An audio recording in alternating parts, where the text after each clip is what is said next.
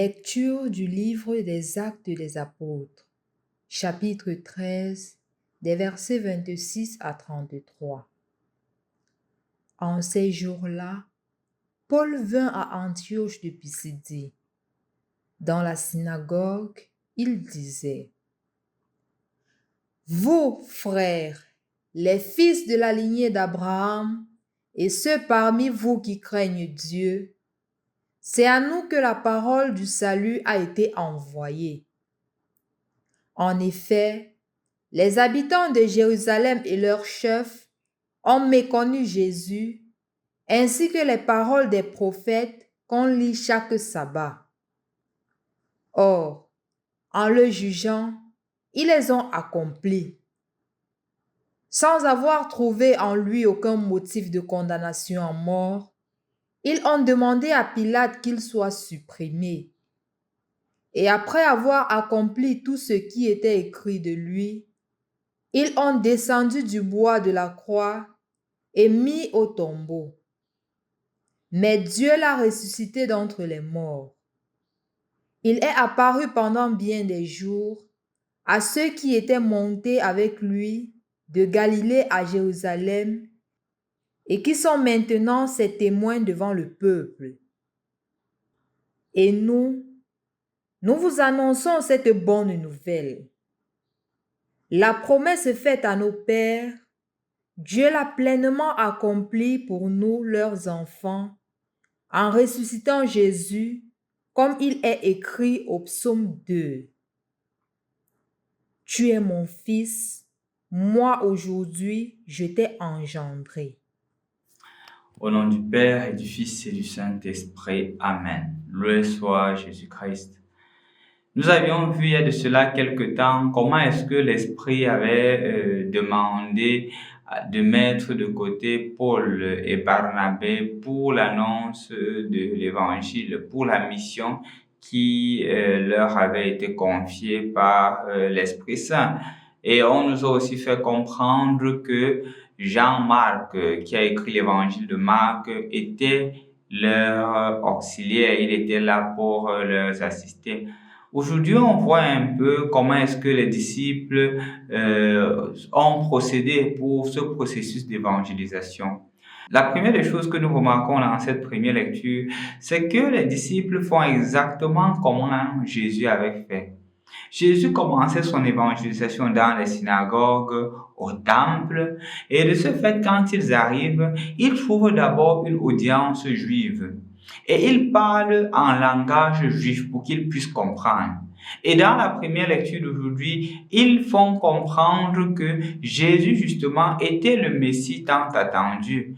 Et que en le crucifiant, en le faisant mourir, il ne faisait que accomplir la volonté de Dieu. À travers cela, il manifestait davantage l'accomplissement des Saintes Écritures. Mais la vie de Jésus ne s'est pas limitée à sa mort. La mort n'a pas eu le dernier mot. Le Christ est ressuscité. Ce que personne n'avait fait avant. Personne n'était allé au séjour des morts, passer 3 jours et revenir des morts. Et c'est ce qu'ils annoncent, que ce Messie-là, ce Fils de Dieu, deuxième personne de la Sainte Trinité, est ressuscité. C'est justement cela. Ce qui est marquant dans ce texte, chers frères et sœurs dans le Christ, c'est premièrement ceci, que notre foi n'est pas basée sur un Christ mort. Le Christ est vivant. Le Christ qui est mort est vivant, il est ressuscité, il est parmi nous. Que ce soit notre conviction. Notre Dieu n'est pas un Dieu lointain qui est quelque part dans les cieux. Notre Dieu est un Dieu proche. De la même manière qu'il s'est incarné, il vit notre quotidienneté. Il vit notre situation, nos joies, nos souffrances. Il est avec nous.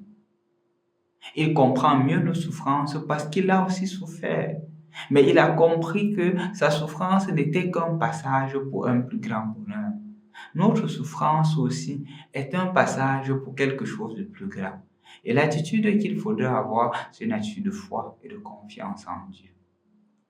La deuxième chose que je voudrais partager avec vous, c'est la méthode évangélisatrice que les apôtres utilisent. Premièrement, ils utilisent un langage propre à leur audience. Quand vous verrez plus tard Paul parler, par exemple, à l'aéropage, il n'utilisera plus le même langage. Il dira, je suis allé, j'ai visité vos endroits et j'ai vu plusieurs statues de Dieu et j'ai remarqué un endroit où il est écrit le Dieu inconnu. Je viens vous parler de ce Dieu inconnu. Donc, il adapte le langage justement à son audience.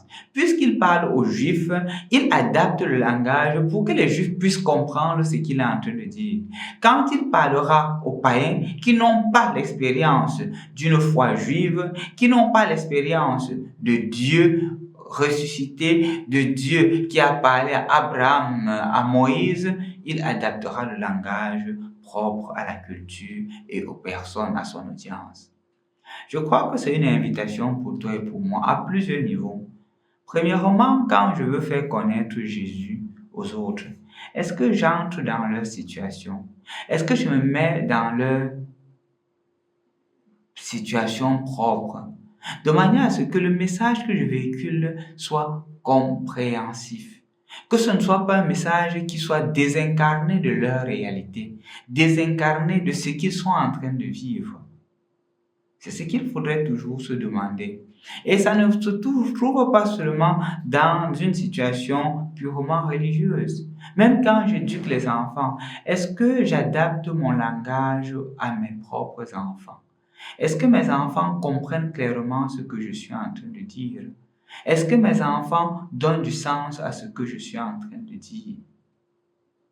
Parce que c'est cela. Si c'est que je donne un enseignement aux enfants et que c'est désincarné, comment les enfants pourront comprendre? Je donne un exemple assez banal. Si je vois la faute que l'enfant a commise et je me mets seulement à bastonner l'enfant, à gronder l'enfant, je n'aide pas l'enfant. Mais si j'appelle l'enfant, je dis, regarde, ceci n'est pas bien, ceci, il faudrait faire comme ceci, et tu as tel résultat. L'enfant apprend, mais l'enfant grandit. Parce que, comme je l'ai dit il y a de cela quelque temps, la finalité, ce n'est pas moi. La finalité, c'est que l'enfant grandisse. La finalité, c'est que l'enfant apprenne quelque chose de meilleur. C'est ce que je voudrais t'adresser aujourd'hui en cette suite du temps pascal. Que le Seigneur te bénisse et qu'il fasse de toi une lumière pour les autres. Premièrement, le courage d'annoncer ce Jésus ressuscité et d'être convaincu que le Christ est avec toi. Et deuxièmement, il faudrait toujours s'efforcer à adapter le langage à son audience, toujours dans tout ce que nous faisons. Ne nous centrons pas sur nous-mêmes. Demandons-nous, ceux à qui je m'adresse, ceux à qui je parle sont capables de me comprendre? Suis-je assez audible? Parce que le danger, mon frère, ma soeur, c'est toujours de voir que la faute, c'est l'autre. Si ça ne marche pas, c'est à cause de l'autre. Jamais s'interroger soi-même.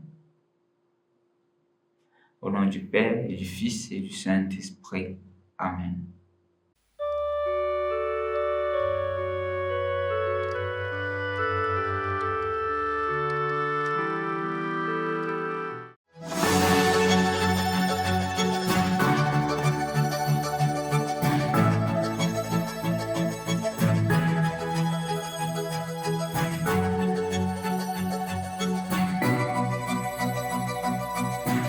Le groupe Mission Jeunes est un groupe de jeunes missionnaires qui chaque année organise un forum social qui regroupe les jeunes de différents horizons. Et le thème retenu pour cette année est « Dis-moi ce que tu lis, dis-moi ce que tu regardes et je te dirai qui tu es ». Le forum social Mission Jeunes, c'est un moment pour affermir les liens de fraternité entre nous jeunes, d'apprendre à se connaître les uns et les autres, de développer notre sens de la relation avec le prochain, d'apprendre également à cultiver notre spiritualité et surtout de développer entre les uns et les autres le sens de la responsabilité, le savoir-vivre et le savoir-être en communauté. Jeunes, ne manquons pas ce week-end de forum social qui se tiendra au centre Xavier, ici à l'entrée Casa, en date du 3 au 5 mai 2024. Pendant ce forum social, nous aurons comme activité un enseignement sur le thème, des moments de prière, ateliers de formation, à savoir la danse, les chants, la poésie et l'art. Nous aurons également une projection cinématographique, adoration, écoute, animation et jeu. Dis-moi ce que tu lis, Dis-moi ce que tu regardes et je te dirai qui tu es.